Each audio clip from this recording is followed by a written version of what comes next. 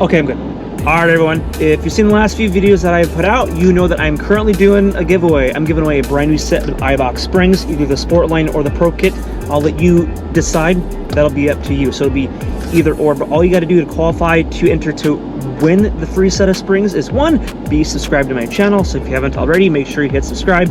And then 2, head over to the link that I have in the description and pick yourself up a Trigger Society shirt. Each shirt will count as 25 entries, but now till August 14th, they're going to be 4 times entries. So instead of being 25 entries for a shirt, it'll be 100 entries. If you pick yourself up a Trigger Society shirt along with any other shirt, it'll be double the 100 entries. It'll be 200 entries. 200 entries for 2 shirts.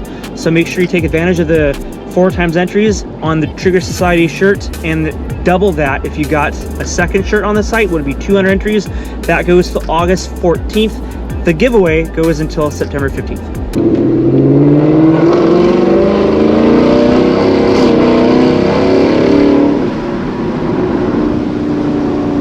Alright everyone, welcome back to the channel and another video. Okay, so I've had quite a few comments, especially on the last video we put out, the roll racing event we did in Mexico with Henry and James. Mainly was applying to roll racing, not necessarily dig racing, but that kind of stirred up some thoughts in my mind about it doesn't really take much effort and skill to drag race an auto.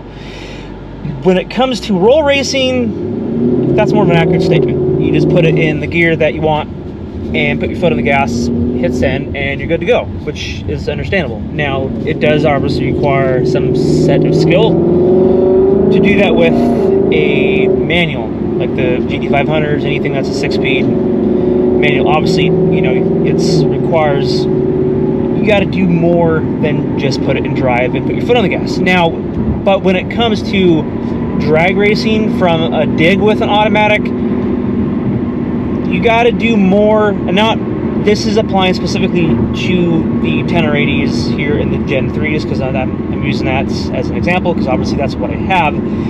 When drag racing at the strip, or if you decide to go to Mexico, whatever it is, there is specifics that you need to do to get the most out of your car. Drive modes, turn certain things off, this, that, and the other. More applying towards at the drag strip to do a proper burnouts, what you need to do in the process of that. So it's more than just putting your foot on the gas and you power braking it and going. So I was wanting to make a video kind of explaining, mainly geared toward people that don't know necessarily. Obviously people that are watching this, I mean, there's quite a few of you clearly that drag race and know exactly what I'm talking about.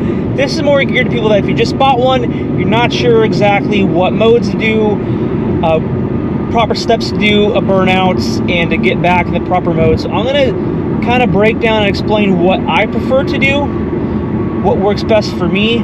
Then after we do that, we're going to go on a little bit of a back road of a drive because I got off early, so I'm going to take advantage of the time that I had today. Alright, so I'm going to go through all the modes step by step as if you were at the track and what you would have to do to get set up and staged at the track. So the very first thing you need to do, have it in park, obviously have your foot on the brake. Obviously you can actually do this as you're driving, but stick it over all the way into drag mode. You'll see the blue Christmas tree. You got it in drag mode. Excuse me. And then after you have it in drag mode, stick your foot on the brake and then hold up that right there. You'll turn off advanced track. That'll just take a few seconds. Advanced track off. Perfect. Alright, so then after you put it in drag mode and advanced track off, if you're staging at the track, you're pulling up to the burnout box, always best to stick it all the way down in sport, not drive in sport.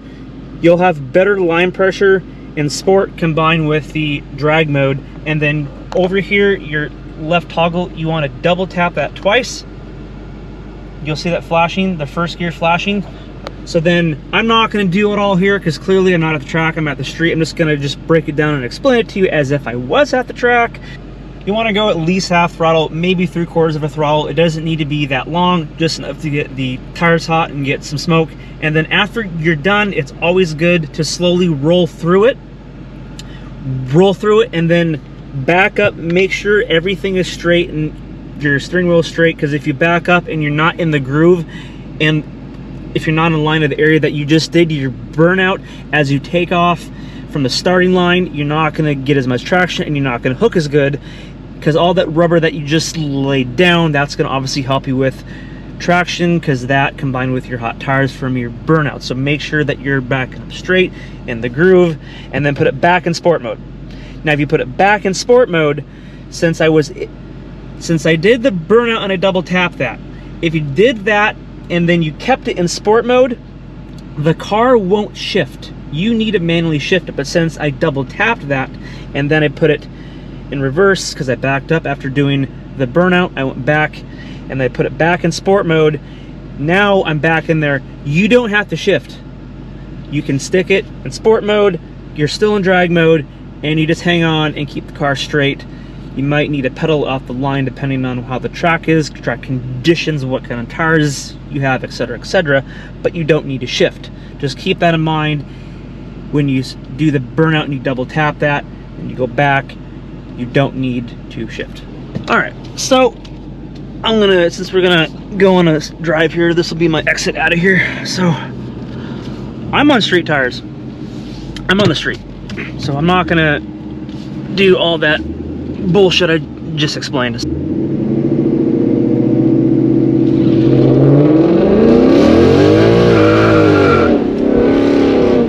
Yeah, see, clearly as you could see with street tires in that mode, obviously not out of track, so it's just not gonna hook as good. So it's a lousy example I did. I just wanted to see if I could get any kind of traction, and clearly, you know, it wanted to go this way.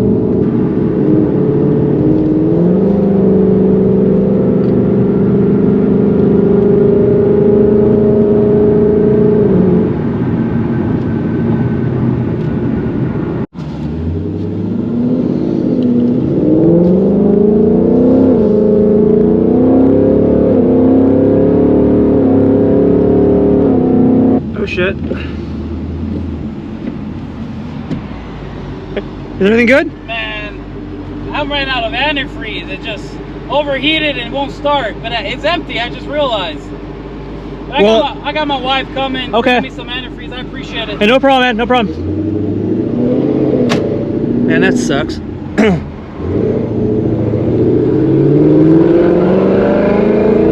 Couldn't have a worse time for that to happen in the heat like that, man. That sucks. So hopefully his wife comes and he can help him out, because I've been there. It's not a fun situation to be in.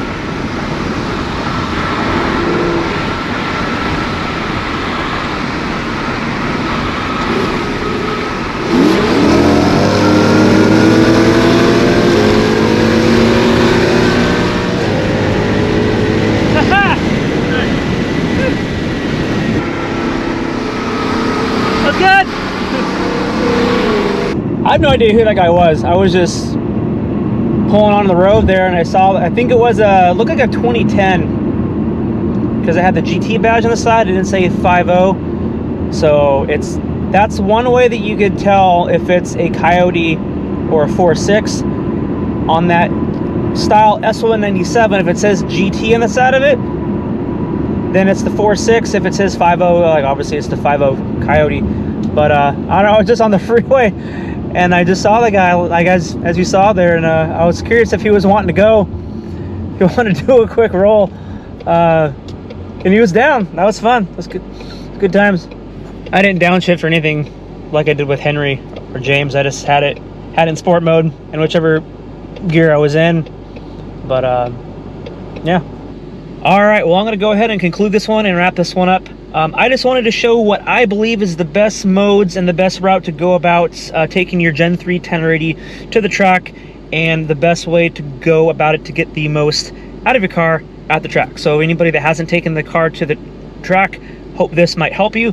For anybody that is watching that is not subscribed, please do me a favor, hit subscribe, please drop a like and a comment. And again, like I said at the start of this, the 4-time entry on the Trigger Society shirt, that ends on August 14th, so make sure you take advantage of the 4-time entry on the shirts. The giveaway ends on September 15th. I got a link to that in the description. You guys have a good one. I'll catch you guys next one. See ya. Bye.